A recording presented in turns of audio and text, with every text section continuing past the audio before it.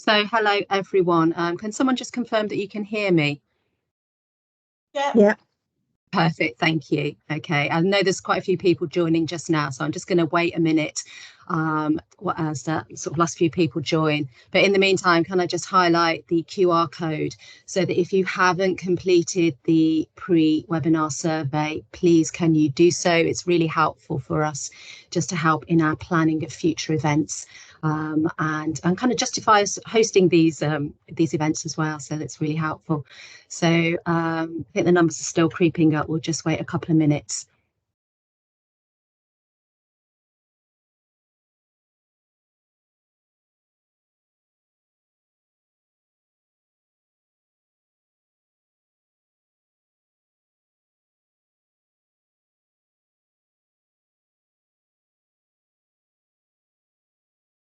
Okay, so we'll begin slowly. I think just a few more people are just joining, but we'll just start off with a little bit of housekeeping. So first of all, today we're going to talk about non-invasive prenatal diagnosis. That's diagnosis with a D, not non-invasive prenatal testing.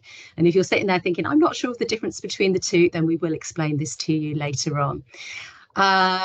So just some housekeeping. We are recording the session and we will host the recording on our website and on our YouTube channel at the end. But just in case you're worried about asking any questions and you don't want to be recorded, then we've got a session for questions and answers at the end, and we will edit that out. So you don't have to worry that you're going to be on YouTube. Because we're recording it, please can you turn your camera off during the presentations and make sure that your microphone is muted. Please put your questions in the chat as we go along. And as I say, at the end, we've factored in a good 20 minutes for questions and answers.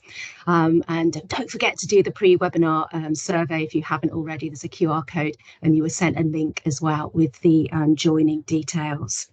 So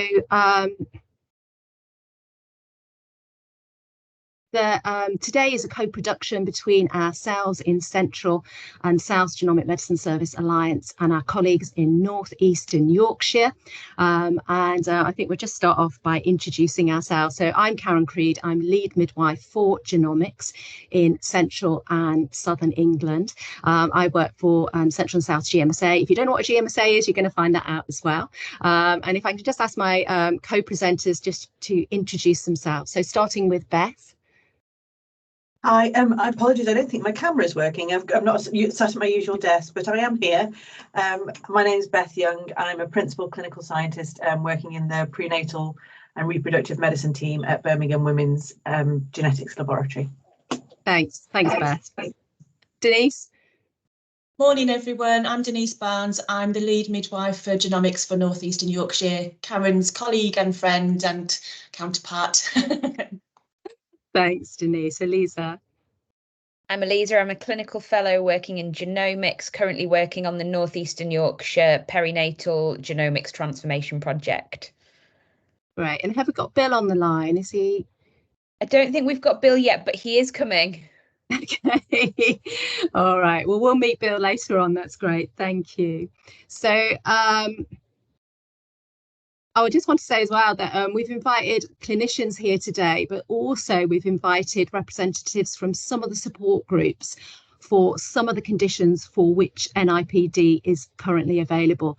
And certainly when I work clinically, I've been, really rely heavily on support groups, and we know that a lot of parents get their information from support groups. So it's really important they're here and have the same information as well.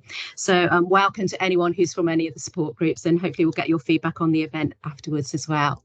So this is the agenda. This is what the session is going to look like. So I'm going to start off and give you an overview of the NHS Genomic Medicine Service. I'm also going to talk about the network of midwives that we're creating across England to help work to embed genomics in our everyday practice. And I'm going to introduce you to the National Genomic Test Directory.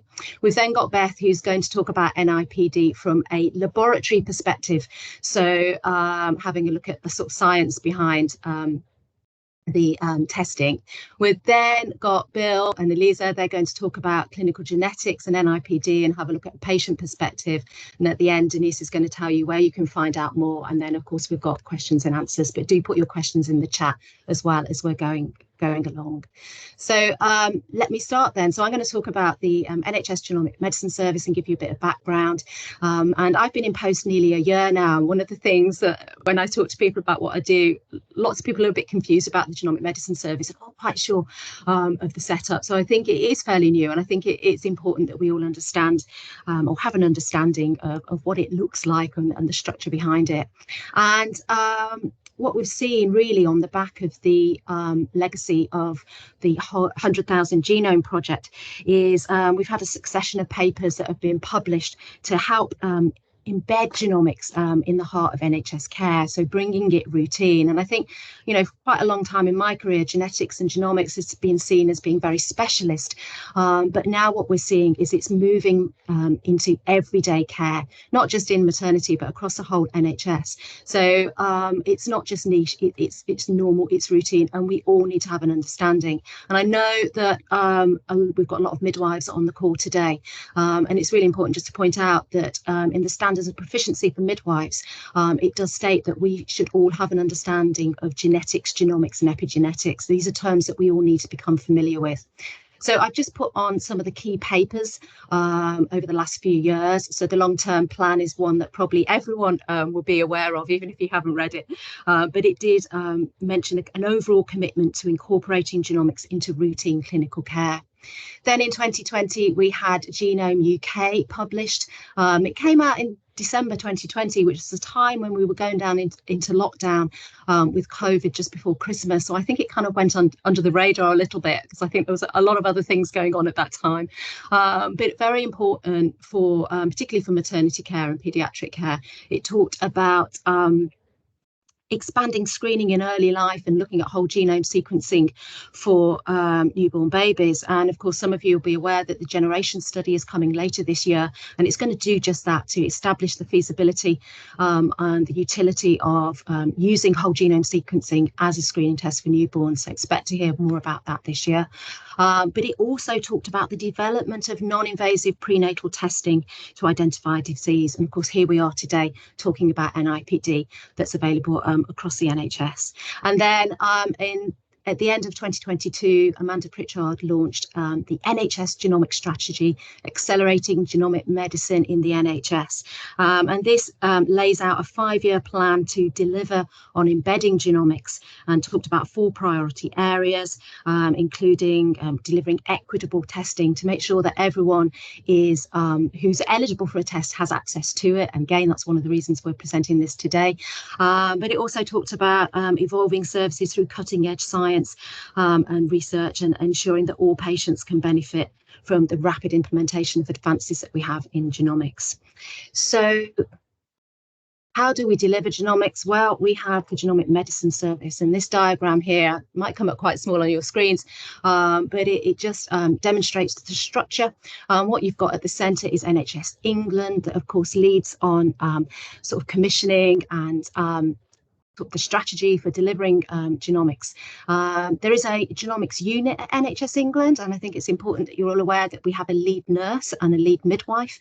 Lead nurse is Colette Grace, and the lead midwife for genomics is Donna Kerwin. And then we have these 3, you can see the 3 dark blue circles, which are some of the key organisations of which we've got speakers today from all 3 of these organisations. So at the top, we've got the genomic laboratory hubs. They, of course, lead on genomic testing and work geographically and geographically defined areas as a network. We then have the Genomic Medicine Service Alliances, and that, of course, is who Denise and I work for. And my next slide is on the GMSAs, so I'll explain more about them in a minute.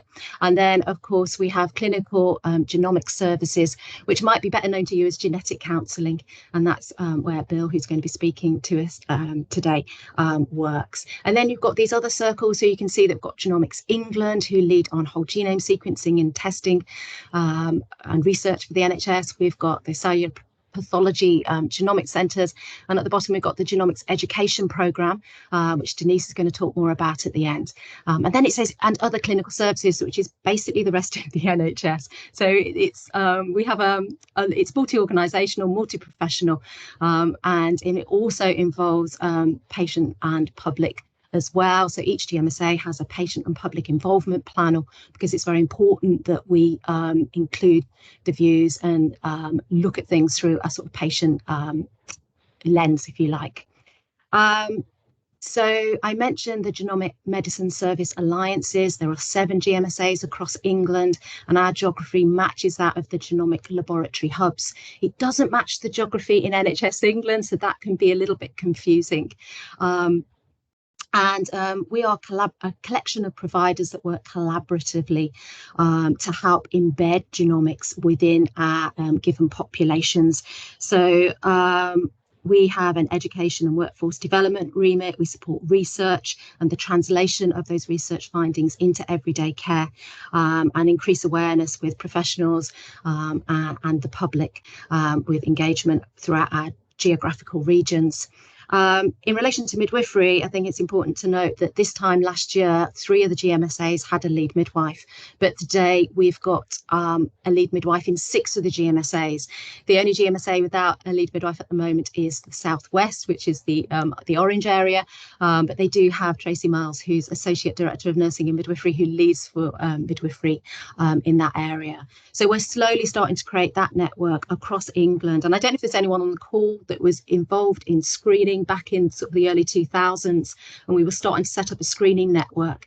And to me, it's sort of parallel with those times, really, where we're starting to set up a midwifery network. We have National MIGS Net. So MIGS Net stands for Midwives in Genetics and Genomics Network, and that's led by Donna Kerwin, who's lead midwife in the genomics unit, and all the lead midwives and other professionals involved who in patient care who work within genomics, whether it's genetic counselling or sonography or screening and so forth. We come together to collaborate, to develop ideas that we can scale up to help develop genomics and enable genomics to become a routine part of clinical care within the maternity pathways.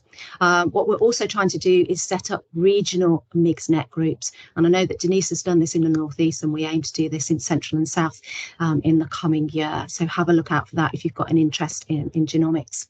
So my last 2 slides are just on the National Genomic Test Directory, this is an online directory that lists all the genomic tests that are commissioned for the NHS in England. It specifies the most appropriate tests for each clinical indication, what testing methodology we should be using, who is eligible for each test, which is very important in determining, eligibility criteria and who can have testing, and who is able to order the test. So not all professionals can order all tests. It's certain professional groups for certain tests. The directory is updated regularly, and new tests are added, and current tests may be tweaked in some way. The pathway may change slightly. So it's important that you keep revisiting the test directory just to make sure that you are offering a test in line with the current guidance. And I think the fact it's updated so regularly is just an example of how fast the area of genomics is developing. And finally, what I've done on this slide is just list all the current tests for NIPD that are currently in the directory at the moment. You can see they've all got an R number. That's the code by which we refer to those tests. And I'm not going to go through all these individually, but I just wanted to show you how many tests are available. And what we're going to do next is hear from Beth from our laboratory, who's going to talk more about the science behind it and what happens in the laboratory. So Beth, do you want me to run your slides, or do you want to share your screen? I'll try sharing, because I'm hoping got a couple of animations in them. Let's see if I think it will be easier. Yeah. So I'll stop presenting. There we go. Let's try this. Has that worked? Can you see? I can see, yeah. Yeah, Lovely. Okay, I'll have a go, and if things change, if it's not moving on, just shout me and I'll try again. So thanks, Karen. As I said, my name is Beth Young. I'm the Principal Clinical Scientist in the Prenatal and Reproductive Medicine part of the West Midlands Regional Genetics Laboratory in Birmingham. Oh, no, it doesn't want to. Did that move on okay? It has, yeah. I can see it in, I don't think it's in presenting mode, Beth. I think it's on slide show, because I can see your next slide coming up as well. So I assume everyone else can. Yeah, let me. Do you know, it's this computer's got 3 screens. I'm not used to this. It's always difficult, isn't it, when you're on a different system? That's better. Perfect. That's better. Perfect. Lovely.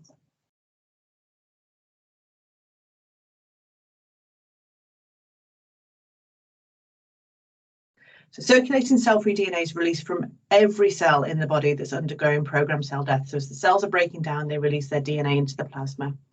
It's found at very low levels, about 1 to 5 nanograms of cell-free DNA per mil of plasma. It's got a really short half-life. It's broken down very quickly. It only lasts for a matter of minutes in the plasma, and it's very fragmented DNA. And the important thing to remember, as I said, is cell-free DNA is released from all tissues. Where is it going to let me? Yes. So when a woman is pregnant, one of those tissues that's releasing cell-free DNA is the placenta. And this is what we refer to as cell-free fetal DNA. So it's actually placental DNA, but it represents the fetal genotype. During a woman's pregnancy, the proportion of cell-free DNA coming from the placenta does vary. It starts off very low, and then as placental size increases, the proportion of it increases. And we can detect it from as early as 6 weeks gestation, although most tests won't be offered at that earlier stage because the levels are so low. And it is very technically challenging to work with. As I said, it's incredibly fragmented, so we're looking at small pieces of DNA. Cell-free DNA in total is low concentration, but the cell-free fetal DNA is an even smaller proportion of that low concentration. So we're looking at very, very low levels of material. And as I said, it's detectable very early on. We know that there's a general increase in pregnancy as the placental size grows, but it is so variable from woman to woman and pregnancy to pregnancy. This graph here shows a plot that I did of about 150 cases that we had in for NIPD, where we plotted gestational age against fetal fraction, and that's what we call the proportion of cell-free DNA that's being derived from the placenta. And even I, as a non-statistician, can see that isn't a linear plot. There isn't a direct correlation, and this finding has been also been reported in other studies. And we know that fetal fraction can be affected by multiple factors. The most well established is maternal BMI. So women with a higher BMI tend to have a lower fetal fraction. But we also know it can be affected by several other factors, including smoking, drugs, ethnicity, fetal health and placental health, and maternal hypertension. So it is very hard for us to tell you when's the best time to take a sample for NIPD. And sometimes it's a matter of, we'll just give it a go, we'll measure the fetal fraction and request a repeat sample if we need to. So as I said, there's several ways that we can use cell-free DNA in prenatal testing. And as Karen said, we differentiate between them in NIPT and NIPD. So NIPT, non-invasive prenatal testing, or I believe the Americans call it non-invasive prenatal screening, is a screening test. It looks for aneuploidy of chromosomes 13, 18, and 21, and has been incorporated into the screening pathway since 2018. So this test isn't diagnostic, it is just screening, and any positive results need to be confirmed by a diagnostic invasive test. I'm not going to talk about NIPT today. Cell-free DNA is also used in rhesus D genotyping, and again, I'm not going to talk about this. This is a screening for looking for rhesus D positive babies where mum is known to be rhesus D negative. And this has been in the NICE guidelines since 2016 and is performed at a central laboratory in Bristol. What I am going to talk about is non-invasive prenatal diagnosis, NIPD. So what the tests we term NIPD, diagnostic, they don't need confirmatory testing. And we use them in 2 ways. We use them for either determination of fetal sex or diagnosis of single gene disorders. And it's this last section on NIPD that I'll be talking about this morning. So the most well-established NIPD assay is our determination of fetal sex.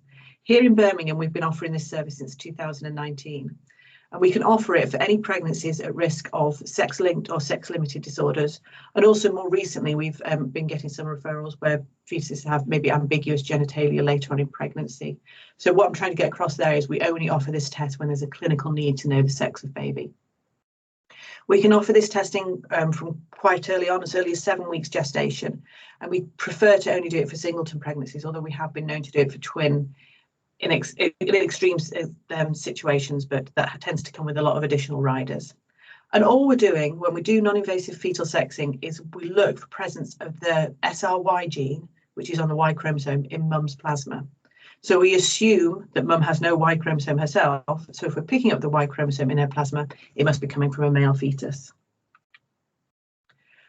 And I've just put this slide in to show you what an amplification plot looks like we use a TACMAN real-time PCR assay.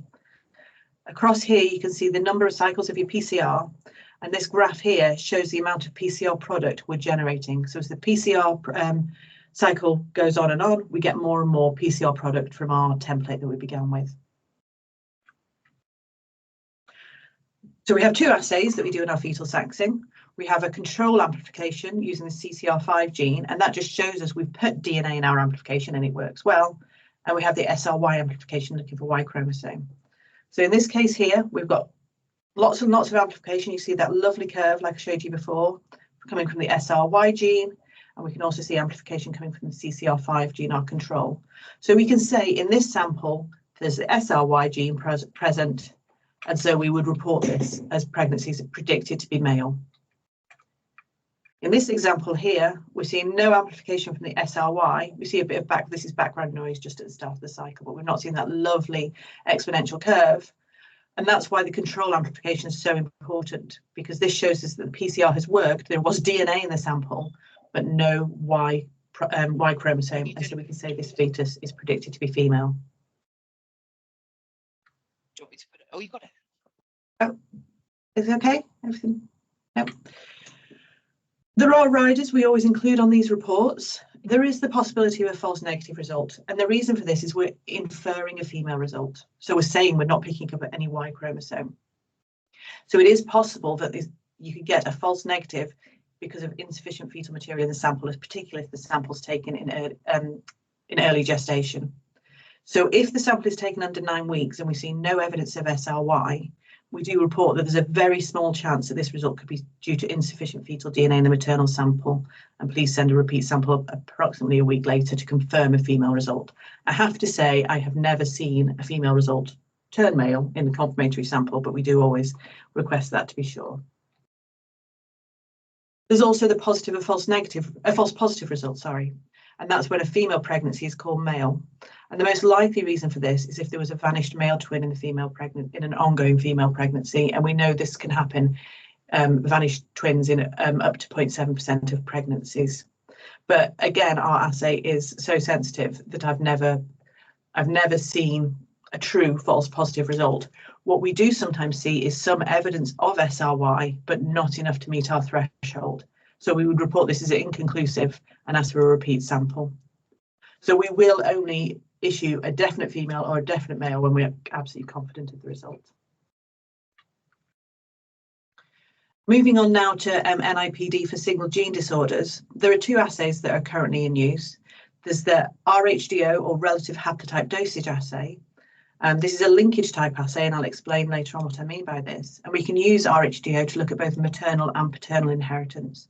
And we do this by genotyping thousands of targeted SNPs across the diseased gene region. And we currently offer RHDO for DMD, BMD, SMA, cystic fibrosis, congenital adrenal hyperplasia, and more recently we've added in retinoblastoma as well. And we can also offer bespoke NIPD assays. And these are for the less common disorders where we would work up an assay for the particular familial variant in a pregnancy. These services are offered by two labs in England, both ourselves in Birmingham and the Great Ormond Street Laboratory. And so depending on where you are in that geography, you would send your samples to either one of those two labs. We developed our NIPD assays through the NIPSGEN study, which was a 3-year research project run here at the West Midlands Regional Genetics Laboratory between 2013 and 16, and which was funded by the Health Innovation Challenge Fund. And it had the aim of increasing the repertoire of NIPD tests available and then translating that from a research into a clinical setting. Talk first about the bespoke NIPDs because they're the more simple ones. And we can use bespoke NIPD to look for paternal or de novo variants in mum's plasma. So basically, if we can pick up one of these variants in mum's plasma, it must be coming from the fetus. Because cell-free DNA is so fragmented, we can only do it for very small changes, so with the single base pair changes or very small insertions and deletions. And we do ask that these assays have worked up prior to pregnancy because they can take some time. So there are 3 scenarios in which we can offer bespoke NIPD. The most simple one is when dad is affected with an autosomal dominant condition. So like I said, if we can pick up dad's variant in the plasma coming from mum, it must be because the fetus has inherited it. We can also offer it for autosomal conditions where we're suspected de novo variant, but this is a very small subset of disorders are funded under this test indication. It tends to be where we find scan findings suggesting a skeletal dysplasia in baby, and they've acquired a mutation that wasn't present in either mum or dad. So again, if we can pick up that particular mutation in mum's plasma, it must be coming from the fetus. And then the third scenario, which is a little bit more complicated, is when mum and dad are both carriers of a variant for an autosomal recessive condition, and they have to be carriers of a different variant. So all we can look for is dad's variant in mum's plasma. And I'll explain that a little bit more on a slide in a couple of moments. The assay itself is actually incredibly simple. We design a PCR across the region of interest. So we would amplify the part of the DNA that contains the familial variant. And we do really, really, really high depth next generation sequencing. We get reads of literally hundreds, when I say reads, sequencing products, 100,000 easily for each PCR we produce. So it's really, really sensitive, and we need that sensitivity to look for these low levels of variance. And we also have a separate assay in which we work out the fetal fraction, and that can tell us whether we had sufficient fetal material in the sample to be confident that we detected a variant. So far, in the Birmingham lab alone, and I believe the Gosh lab have worked up even more, we've validated more than 150 different bespoke assays, and you can see here for a wide range of disorders. And we've performed over 100 prenatal tests, again, from a really wide range of different disorders. So it's just going to show you 2 examples of how we can use bespoke NIPD. So in this case study here, dad is affected with Noonan syndrome, and we know he has a pathogenic variant in the PTP and N11 gene. Mum is pregnant, and we've worked up an assay for this variant. And what I hope this data shows you here, I don't know if my point is working, when we've sequenced dad's DNA, we can find the variant. We never get it bang on 50%, but you know, in around half of his reads, we've got the variant detected. In mum's DNA, we have a little bit of background, but that's because we've got so much data. We can't detect the variant in mum's genomic DNA. And then we can't detect it either in mum's plasma. And as I say, we've assayed the fetal fraction, and we know more than 4% of her cell-free DNA is coming from fetus, and we still can't pick up the variant. So we can say that the paternal variant is not detected in mum's plasma, and therefore the fetus is predicted not to be affected with Noonan syndrome. No further testing is required. As I said earlier, this NIPD is diagnostic. The result doesn't need confirming. And I've just put in an example of our report here. So we would summarise this result in the report summary in bold to say the fetus is predicted not to have inherited the paternal variant. And then we go into a bit more detail here, talking about how we've confirmed the presence of fetal DNA. The fetus will not be affected with PTPN11 related disorder, and that this assay can then be used in future pregnancies. And then I talked about how we could use NIPD in autosomal recessive conditions. This is a family, the couple had had a child who was found to have CF in newborn screening. And mum and dad also had carrier testing, was shown to carry different variants. Mum has this duplication of a T, and dad has the common CF variant Delta F508. And they're pregnant again. So we've worked up an assay for the paternal Delta F508 variant. So again, as you can see in dad's DNA, we can see the variant at around 50%, so we know the assay works well. We can't detect it in mum's sample, her genomic sample, but we can see it at around 4% in her plasma. And that fits with a fetal fraction of around 8%, because you'd expect to see in half of the fetuses reads. So we know the fetus, the only reason we would be able to pick up the delta F508 in mum's plasma is if it's coming from the fetus. And so we know this fetus is at least a carrier of cystic fibrosis. And then we recommend invasive testing or postnatal testing is performed to look for mum's variant to determine whether the fetus inherited mum's variant as well. And actually, in this scenario, luckily, invasive testing showed that the fetus hadn't inherited mum's variant and so was a carrier of CF. So you can see in this situation, we still needed to perform invasive testing, but if we hadn't detected dad's variant, we wouldn't have had to perform any prenatal testing. We'd know, again, the fetus would be at most a carrier, but that would only need to be looked at when it became an appropriate time for the child of that pregnancy to have to be considering their own reproductive options.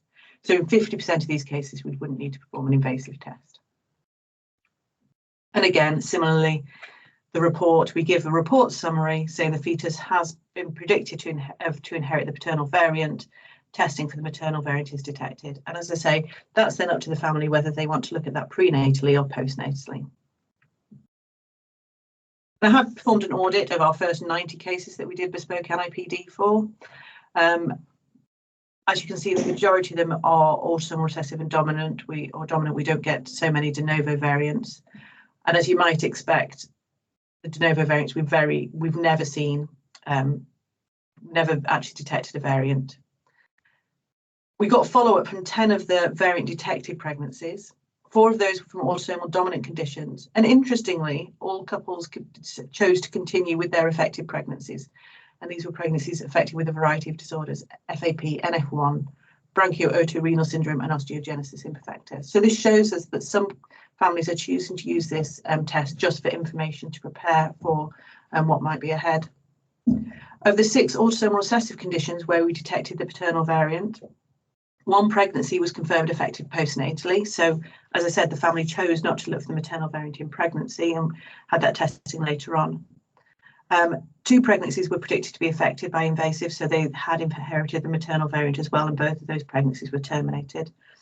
And 3 pregnancies were shown to be carriers of the paternal variant only. I'm going to move now on to RHDO, and this technique is a lot more complex, so I am only going to do a very, very light touch presentation on this, but please do email me if you have any questions, or like I said, we can talk about it afterwards. We're able to use RHDO through findings from Dennis Lowe. He's sort of the godfather of non-invasive prenatal diagnosis, and he published in 2010, he determined the genome-wide genetic profile of a fetus from cell-free DNA. And then we used his technology to target just regions of the disease gene that we're interested in for routine clinical use. It's not economically feasible to be able to do the whole genome profile of a fetus as things stand. As I said, this assay is a linkage-based assay using single nucleotide polymorphisms, and at the next slide I'll show you what I mean by that. But the important thing to recognise from this is we're tracking the inheritance of the chromosome that contains the variant that we're interested in. It's not looking for the variant directly, and so in order to do this analysis, we need a proband to phase the haplotype, and I'm hoping with the next slide this will make more sense. Excuse me. And what we've also done to make this assay fit for clinical purpose is we've multiplexed different disorders together to reduce costs. So we can do 1 run of sequencing and we can test a pregnancy at risk of CF, a pregnancy at risk of SMA, and a pregnancy at risk of Duchenne's, 3 different pregnancies all in a single run. So what is linkage? I've realised how old I am because I start saying this to my trainees and they don't even know what I mean anymore. So I've added this slide into my presentations when I'm describing RHDO. So I said what linkage is doing is it's tracking the chromosome, the inheritance of the chromosome through the family, not looking at the variant of interest directly. So in this family, mum and dad, they've got an affected child. So the little black boxes, this is meant to be our gene of interest that we know the familial variants in. But instead of looking at that gene, we look at markers around the gene across the chromosome. So this is setting the phase. We look at that pattern of markers in the affected child. And then we look at the markers on the parents. We separate them out. And hopefully what you can see here is that mum has this pattern here that matches the fetus here. I'm hoping my arrows are showing. It makes sense. They are. And then she has oh, brilliant, thank you, because I was pointing to things assuming people know. And then her other chromosome has not been inherited by the fetus. This is her other chromosome of interest. Whereas dad has this pattern here, which matches this chromosome in their affected child. And also, again, another chromosome that doesn't match. And because we know that this child is affected, we know that these patterns of markers are associated with disease status. So we know this must be the chromosome in mum that is the carrier chromosome, and this must be the chromosome in dad that is the carrier chromosome. So in RHDO, instead of looking for variants directly, we look for the pattern of markers around the gene that we know is associated with disease. And this is how we can use the same assay for any, within reason, pregnancy at risk of a disorder. So on that example there, I think I showed 6 markers that we look at to perform linkage analysis. These are the markers we use when we do NIPD. So we use markers called single nucleotide polymorphisms. These are just variation in the general population. So this is our DMD assay here with our dystrophin gene. These are the markers traditionally used in linkage. So again, you can see there are very few. In our NIPD assay, we sequence 1800 SNPs across the X chromosome, flanking within the dystrophin gene and on either side of it. And for the CF assay, here's the CFTR gene, the variants in this gene cause CF, and we sequence 2,951 SNPs across chromosome 7. So it's a really, really sensitive assay. RHDO is great. It has a lot of advantages. It can detect maternal and paternal inheritance. As I said, it's not limited by the type of variant, and no workup is required. So that example I showed you before of the bespoke NIPD for that family of CF, where they had an affected child already, these days we would actually offer that family RHDO. It does have its limitations though. We need a suitable family structure. We need DNA from that previous affected child to be able to set the phase to determine the pattern that is associated with disease. It wouldn't pick up a de novo mutation, and recombination can make the analysis more complicated. And also, as things stand, we can't currently offer testing to families who are consanguineous because these families tend to have shared haplotypes, so it's really hard to differentiate between the 2 chromosomes. But that is something that both ourselves and GOSH are hoping to be able to offer in the not too distant future. If anyone's interested, I just put in a couple of references here. This is our validation of our assays, and as you can see, they had 100% sensitivity and specificity for all the disorders we looked at, and that's why this test is diagnostic, it's not screening. We asked that this testing is performed a little bit later to get a better fetal fraction, so from 8 weeks gestation. We can only currently offer it for singleton pregnancies, but Duchenne's and Becker muscular dystrophy that we know are associated with fetal sex, we perform non-invasive fetal sexing first and would only offer NIPD for a male pregnancy. We obviously need to know the parental carrier status to interpret the results.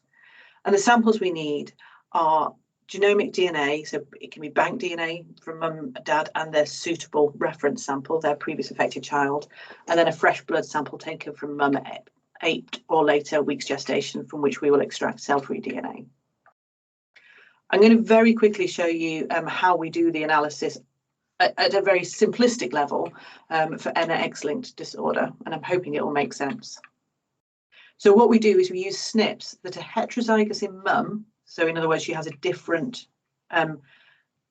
base pair on each chromosome, to see whether the fetus has inherited the same X chromosome as a reference sample, usually a previously affected son.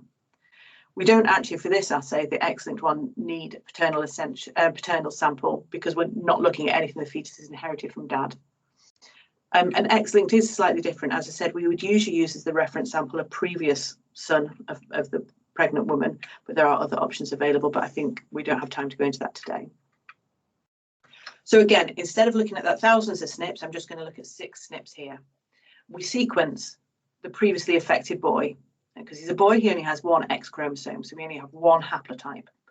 And we work out what base he has at each one of these 6 SNPs. We then sequence mum's DNA, and because she's female, she'll have 2 X chromosomes. One is going to match the pattern of her son, and the other one isn't. And what you can see here is I've highlighted in red the SNPs are what we call informative, and that's where the two chromosomes differ. And that's why we have to sequence so many SNPs, because approximately half of them won't be informative. You'll have the same base pair on each chromosome. So we now know our pattern of mum's X chromosomes. This one's associated with disease, this one isn't. So we sequence mum's cell-free DNA, and we work out how much of that cell-free DNA is coming from the fetus. And to make this calculation simple, I'm going to say it's 10%. So we know 90% of the cell-free DNA is mum's. So 45% is this one, 45% is that one, 50-50. What we want to know is what is the other 10%. And we just look at how much sequencing data we get from each of these SNPs. So in this example, we got more sequencing data that showed a C, more sequencing data that showed an A, and more sequencing data that showed a G than the alternative allele. So we can work out that this must be the haplotype that the fetus has. And we can see here by looking at her previous affected child, it's the same X chromosome as her previous affected child. So we predict this fetus will be affected with Duchenne's. What we actually do, as I said, that example was just 6 SNPs, and I've already shown you that we sequence thousands and thousands of SNPs. We generate blocks, we call them haplotype blocks of SNPs across the chromosome we're interested in. And each of those blocks has to be statistically significant. So we say each block must contain data from at least 25 SNPs, but we'll add in as much data as we need until we reach statistical significance.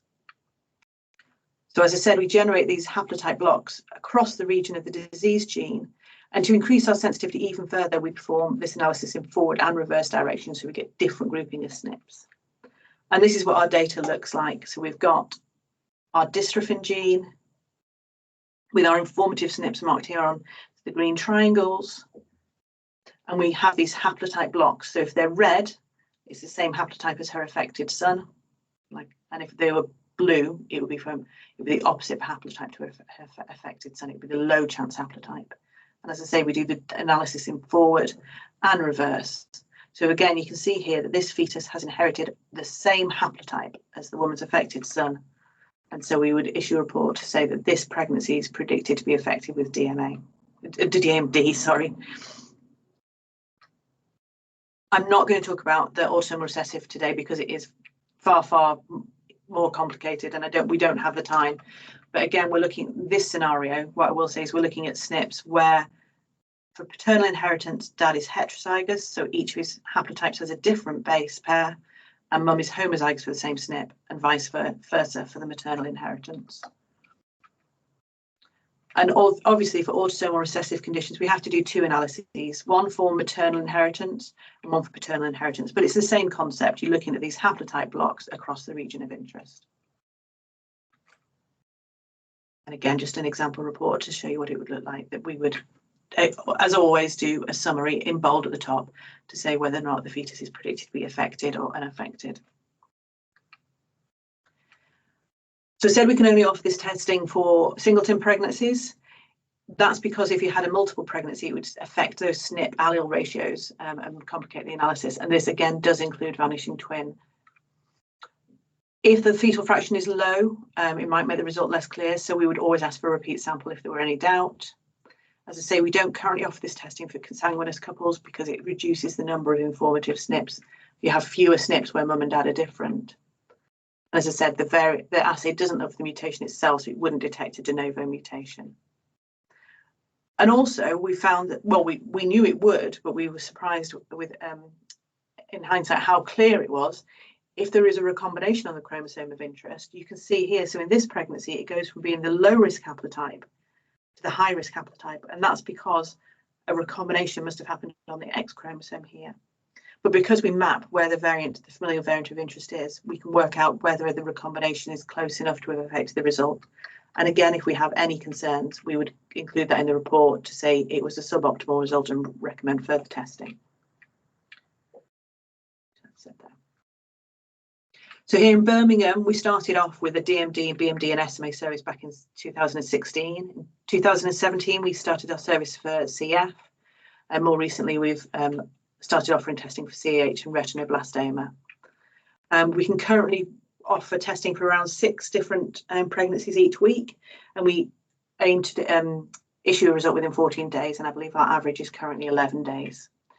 And it is funded by the NHS, as Karen showed earlier. This is included in the test directory. I audited our samples across the first few years of service, and as you can see, it was quite slow to ramp up. And then from 2020 onwards, we've been offering around 100 tests per year. And we've offered testing for more than 500 pregnancies now, not just across the UK, but also internationally. This is a very specialised service that isn't available in many countries. I just want to put in this slide because I think it's quite interesting. So there's obvious advantages to NIPD, not less because the experience is hopefully a little easier for mum having a blood sample taken than an amnio or a CVS. But what's also important is how quickly we can get the result. So I plotted here where the sample was taken in terms of gestation. And a mean sample gestation age for our samples is 9 + 5 weeks. And that means that these women are getting a result earlier in gestation. They could even have had a CVS. So it's giving families more time to prepare, and in some cases providing more options to the families. And if anyone was interested, I have our team, we have written up our experience of our first 152 RHDO cases. This is in the Journal of Molecular Diagnostics, but if you wanted to see a copy, you can also email me and I'll send you a PDF. And I'd just like to end by thanking the huge team of people who've worked on this service. It's something we're incredibly proud of, and we feel that it's really changed prenatal diagnosis for a lot of families. Thank you. Thank you, Beth. That was absolutely fascinating. I've got feedback. I don't know if I don't know if you've got feedback when I speak. No, you're fine. Okay, it's just back in my ears. So no, that was absolutely fascinating. And as a midwife who's been around a long time, so when I started my midwifery career, not all women got a scan in pregnancy. We could only offer amnios. We did them from 16 weeks, and a result for something like trisomy 21 came back in 3 or 4 weeks. So the change during my career is quite amazing. I'm not going to lie, I find the science is really complicated, but it's absolutely fascinating. And thank you so much for explaining that. And I think you know, the big difference is that, of course, we can avoid invasive testing for many of these couples and get a result before they could have even had a CVS. I mean, that is just amazing, and that's why we need to make sure that everyone's aware that this technology is available. I don't know if we've got any questions in the chat, Denise. Have you? We only had one, and it was answered by Beth's amazing presentation, I think. So far, we're all just sitting back in awe. Well, I apologize. I know it was very, very whistle stop. I covered an awful lot in half an hour. So please do, you have my email. Contact me if anything comes up later. It's might take a little while to digest. Yeah, no, thank you. And of course, we are recording it so people can listen back. So next, we're going to hand over to Bill. I think Bill's on the call just to talk about clinical genetics. And hi, Bill. Hi, Karen. Thank you for joining us today. Are you going to share your slides? Let's see if that works. I've got them as a backup if not. So perfect, thank you. I've just been given a new monitor, so I'm getting used to the new setup today, so bear with me. I'll try and share now. That's just what you need in a webinar. Yeah, so let me know what you can see. Is that coming up as a slideshow, or is that? I can see the slides, but it's not in presenting view yet. Let me try that. Does that help? Or is that sticking in there? Yeah, no, I've got all the little slides down the side. I don't know if you can go into slideshow. So let me see if I can switch around. Sometimes you have to stop sharing and start again, don't you? Once you do, yeah. Let me try that. Let's try that. You never know how Teams is going to perform. It seems to be different every time. Sure, we should be experts by now, shouldn't we? But I'm sorry, I'm not.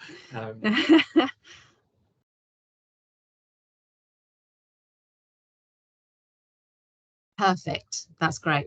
Is that the one? Yeah. Great. Good. Thank you. So yeah, hopefully building on Beth's lovely talk about the science and the impact this has definitely made in these cases and these families. So hopefully giving you a bit of a flavour from the clinical side.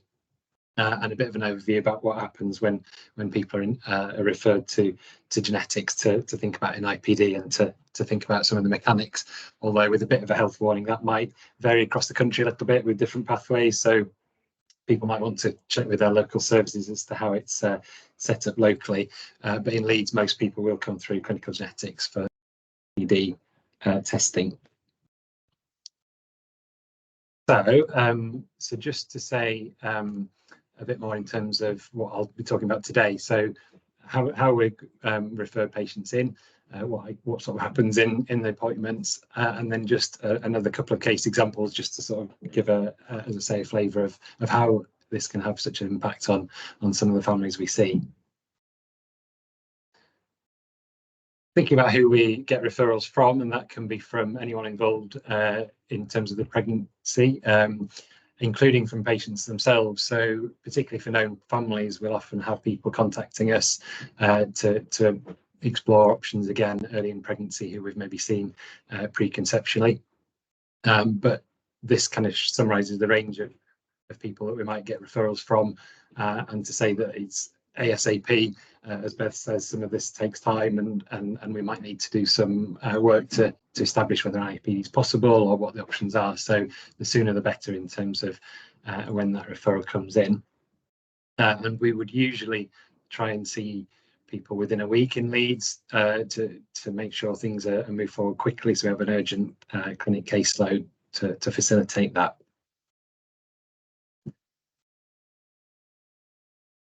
So helpful information to include with that referral if people are referring into genetics, particularly for an IPD, but for actually any scenario, it's really important to have obviously the pregnant person's details, but also the partners if possible. Date of birth is ideal, so that we can look up and see if we know family members, what the condition is in the family, and who exactly is affected, and again their details are really helpful.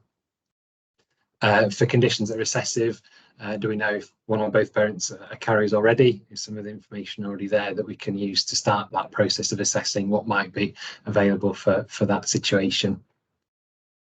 Often we do end up seeing, distant family members, extended family members, so the more the better in terms of any information about family members who might have already been seen in genetics, because that will really kind of speed things up in terms of that process.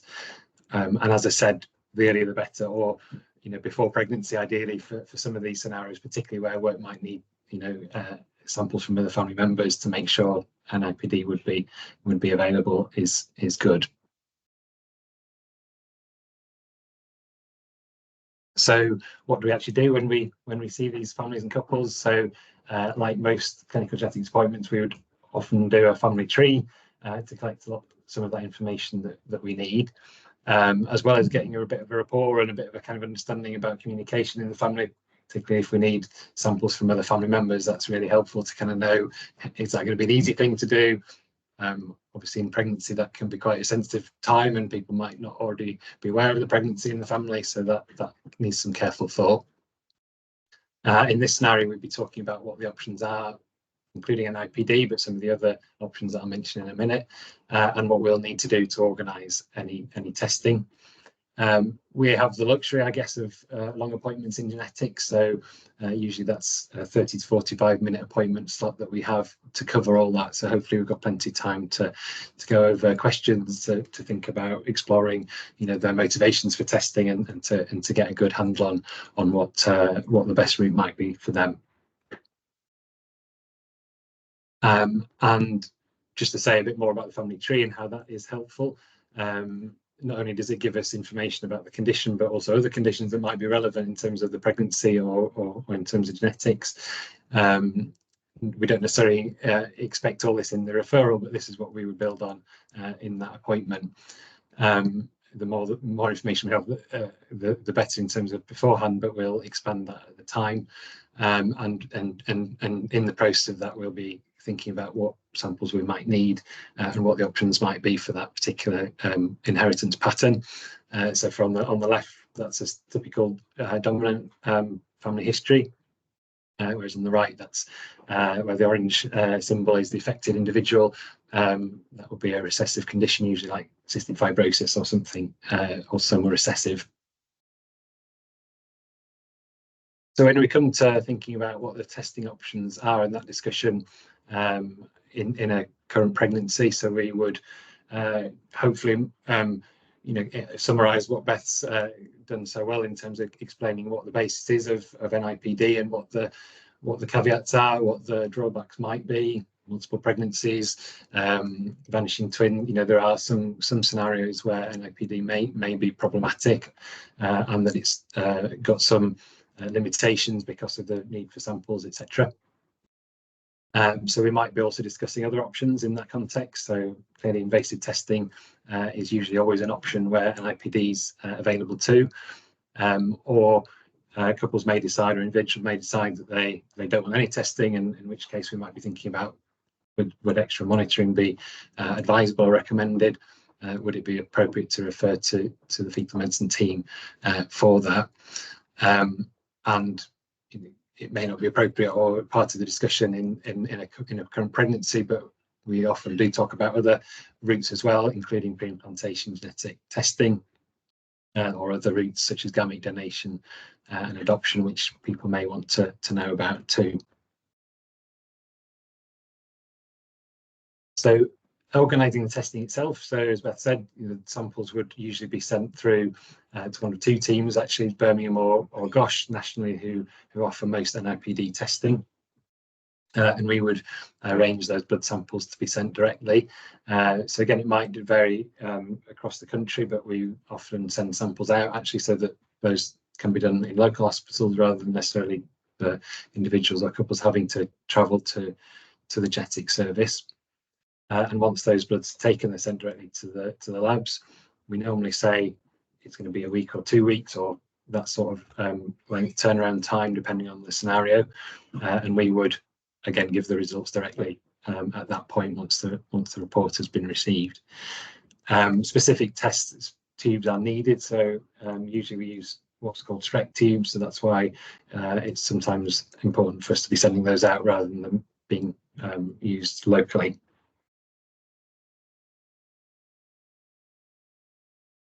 So just thought it'd be helpful to try and give some personal stories or actual patient stories to kind of highlight this testing. So this was a case I was involved with. So Anna was early pregnant. She was 22 in her first pregnancy, and she came in referred back to genetics through her GP and community midwife, and she'd mentioned the family history of DMD, that she was well, as was her partner George. But they indicated early on that they were thinking about genetic testing in the pregnancy. And she'd actually already had carrier testing, so she already knew her status, and she was having cardiac screening, which is recommended for DMD carriers, and had asked for the referral back to us. So broadly, these are sort of the options that were available in this pregnancy at this stage. So for the non-invasive route for DMD, with it being an X-linked condition, that will be done in 2 stages, as Beth mentioned. So sexing the pregnancy initially, and DMD RHDO testing would be initiated if that was a male result. That was the route that they were interested in exploring more, but obviously invasive testing through the traditional routes or indeed no testing are options. We would still make sure people have all the options open to them, rather than assuming that they've made that decision in an informed way. So they were clear that they wanted to know, as soon as possible in the pregnancy.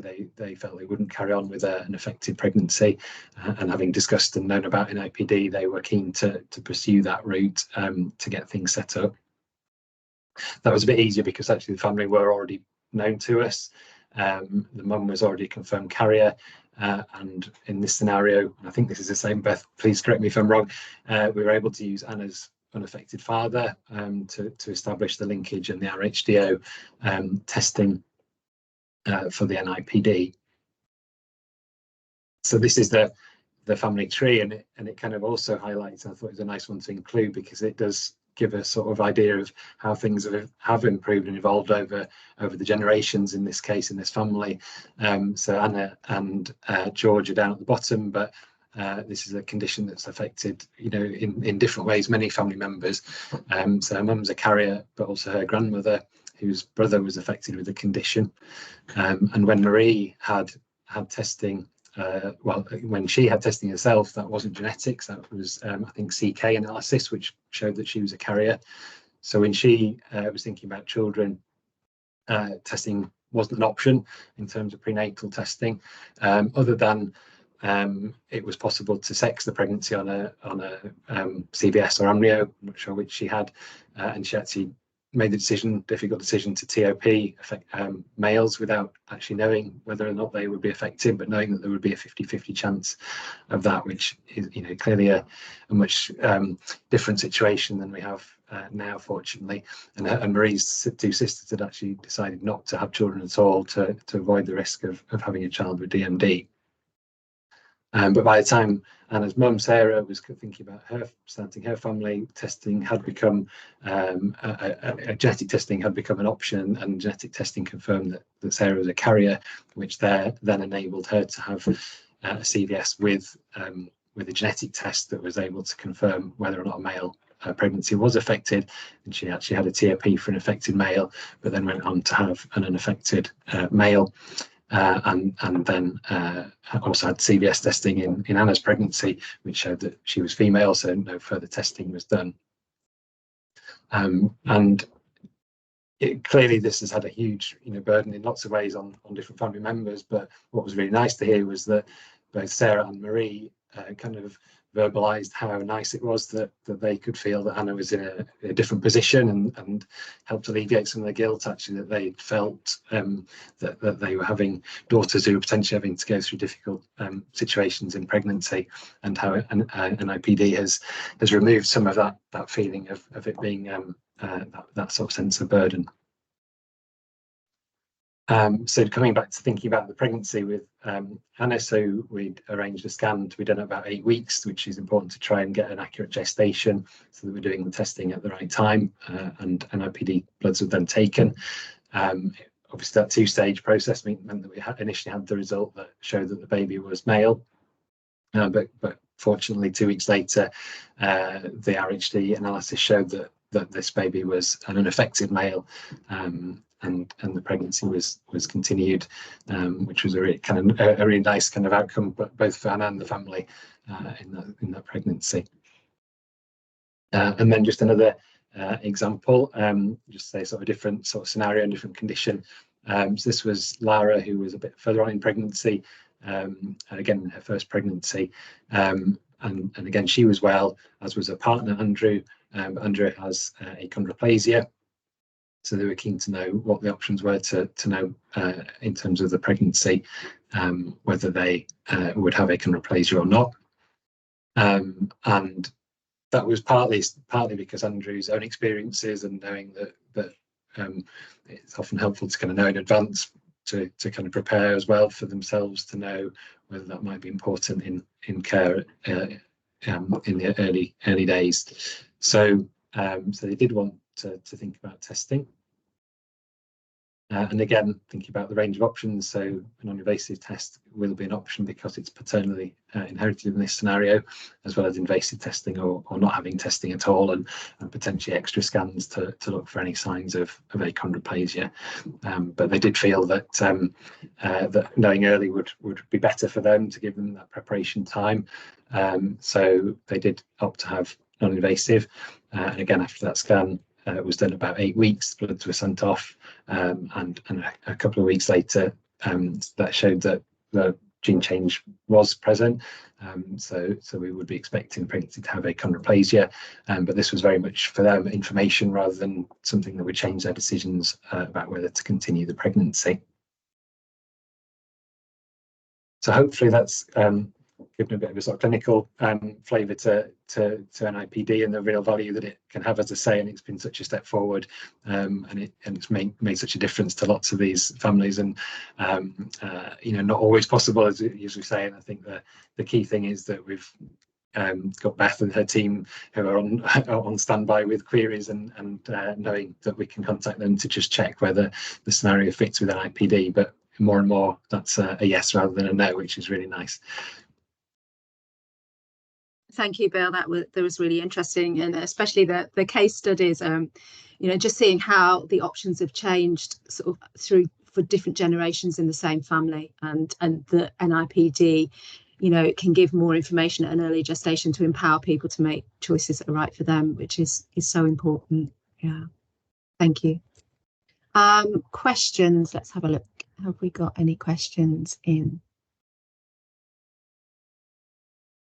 the chat? Bear with. So, are GPs aware of NIPD options for their patients prior to pregnancy? I suspect not all are. I don't know if you've got any experience of that, Bill. I guess it's, yeah, the minority rather than the majority. I suppose it's getting more and more known, but yeah, it's and that's why, you know, unfortunately sometimes we only get referrals, you know, at a stage where it's not ideal, because that means that things are done more rushed than they would ideally be. But hopefully more awareness out there than there used to be, but it will take time. Sure. Beth, you've got your hand up. Yeah, I mean, I completely agree with you, but the other thing I was going to say is this is why the patient support groups are so valuable in getting that information out there, because so many of the families we see are self-referring because it's their peers who've told them about their experience and that this testing is available.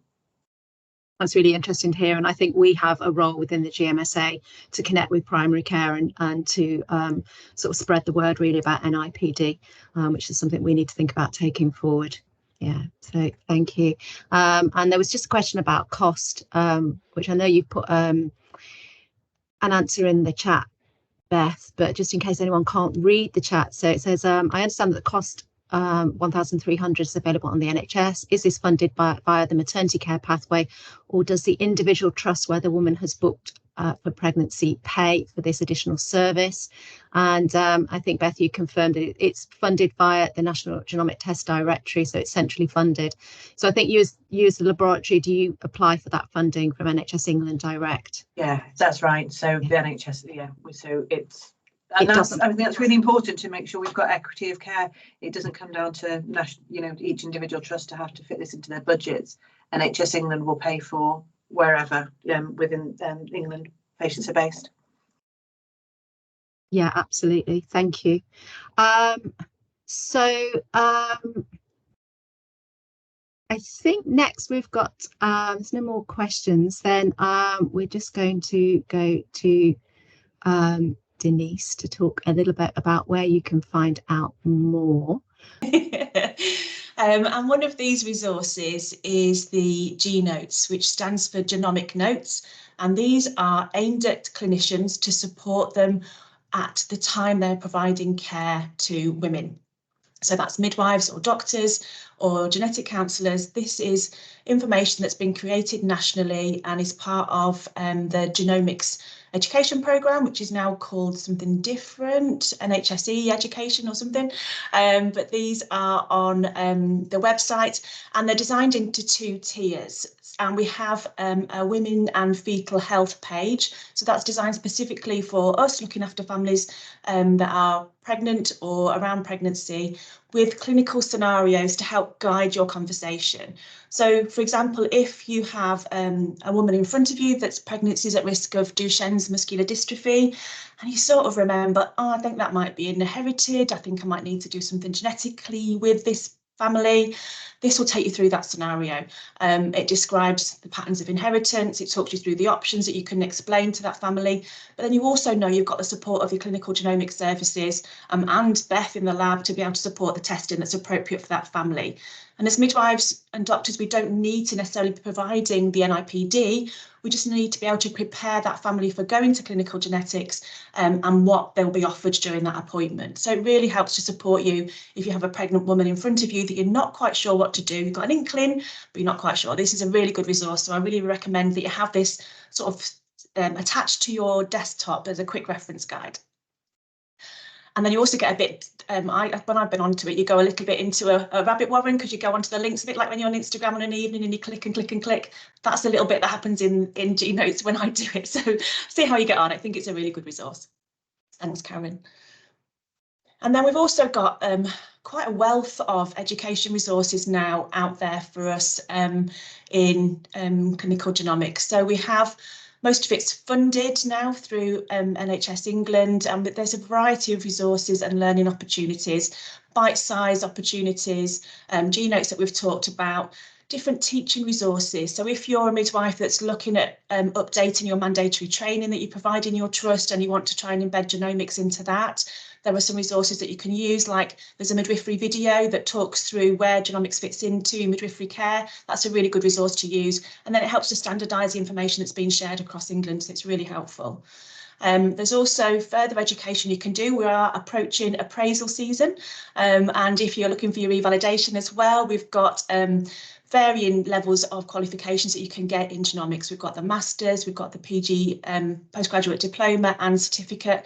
I've just completed the certificate through University of West of England. It's a really good course. It's not just around genomics in maternity. It gives you a really good overview of how genomics is relevant in healthcare. So if you're interested like we are, then I'd recommend that one. You've also got your e-learning for healthcare, which is quite an accessible resource. You use that a lot for your sort of mandatory training through the trust. It all gets recognised on there. There's a few modules on there you can do related to genomics. We've got the Genomics 101, which is a good introduction to genomics. And there's also a relatively new e-learning for close relative marriage modules, which I did a couple of months ago, and it really helped to challenge what I thought I knew about close relative marriage and the appropriate language to use. And that's really important when you're trying to support families with an inherited condition, potentially, because you don't want to be apportioning blame. And this really helps to challenge how you approach that. And I found it really beneficial. And I've also got the massive open online courses, or the MOOCs, and there's one specifically here on genetics inheritance for the pregnancy pathway. Sometimes we think we've got to draw that pedigree out when we're taking a family history. That really just helps to guide what information you need to take from the woman to be able to help support the clinical genetic services and the lab provide the right testing for that family. And if you are interested in drawing out a family tree, that would be really helpful. But I know from some of my clinical genetic colleagues, they'll do their own anyway. But it's a really good opportunity to try and further your education. I think that's it for me, Karen. Is that all? Yeah. Thanks, Denise. That was really helpful. And I'll just back up what you said about the postgraduate certificate. That's what I did, and it was fully funded by the NHS. So you can do a single module or go on and do a full master's, but there is funding available. So go and have a look at the JET website if you're interested. So just before we go on to any questions, we just wanted to give you some takeaways, just to think about, just sort of summarising it all really at the end. So first thing we want to say is NIPD is available on the NHS for an increasing number of conditions. So have a look at the National Genomic Test Directory. Don't do what I did, don't try and print it out because it's nearly 500 pages long. So always look at it online. But go and have a look at the latest tests on there and see what's available. And of course, it enables earlier testing at earlier gestations and avoids the risks associated with invasive testing. And most importantly, it can empower parents with information at an earlier time to help them make the right decisions for them. But to access NIPD, we need to encourage early presentation in pregnancy, and ideally before people get pregnant. So huge challenges there for us all. Referrals generally come via clinical genetics. So if you have someone in your maternity care, then you need to refer to clinical genetics as soon as possible. And of course, we all need to be aware that NIPD is available. And I think, the comment about GPs being aware is very, very valid. And it's one of the reasons that we hosted this webinar today, because we just wanted to spread the word. So how can you help? What we are asking of you today is to go back to your trusts and your clinical areas and just spread the word, tell people that these tests are available so that people are aware. And ensure that in your maternity units, you've got processes in place to identify women at booking who are eligible for NIPD, and ideally before booking. How do we refer people rapidly, even before the point you know, that they've booked, so they get a very early booking appointment so that we can fast track them through the system. And of course you need to have those rapid referral processes in place in your maternity unit in order to do that. So it's just some things to think about and take away. So we'll just, I was going to say open up the floor, but it's opening up the net really for questions. So Denise, I don't know if there's anything in the chat, or if anyone's got any questions, do raise your hand. There was a comment from one of the local screening coordinators, because obviously families can now, well, they do self-refer to clinical genetics if they know about tests that are available, and it's just helpful for the screening coordinators to be able to keep track of where they're up to and be able to make sure it's all communicated effectively within the trust. So I suppose that's just part of our conversation around working as a team and opening up those relationships with clinical genomic services and the lab, so you've got that line of communication. Thank you. If anyone's got any questions, raise your hand. While you're just thinking, we have got a post-webinar survey which we would be very grateful if you'd fill in. Do use your phone just to scan the QR code and fill that in. It's really important for us just to evaluate how it went, and also it's your opportunity to give us ideas for future webinars. So I don't know if you want something on monogenic diabetes or close relative marriage or specific testing pathways like R445 or R21. We can, you know, if I can't do it, Denise and I will know someone somewhere in genomics who can put this on for us. So do let us know. So I'm just going to leave that slide on the screen.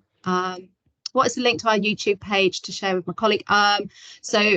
We will send out an email with the link in as soon as we have put it on the YouTube channel. Yeah, I think the final slide, which I'll put on in a minute, has the link to websites for both North Eastern Yorkshire and also Central and South GMSA. So there's links to videos on there as well.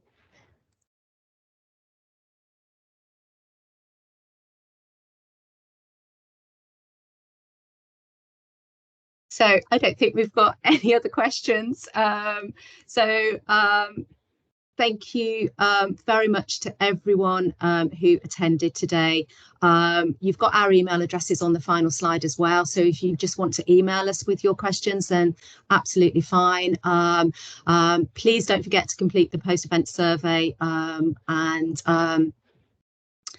all this question there. Do we still refer fetal genetics at our regional unit? If that's for NIPD, then yes.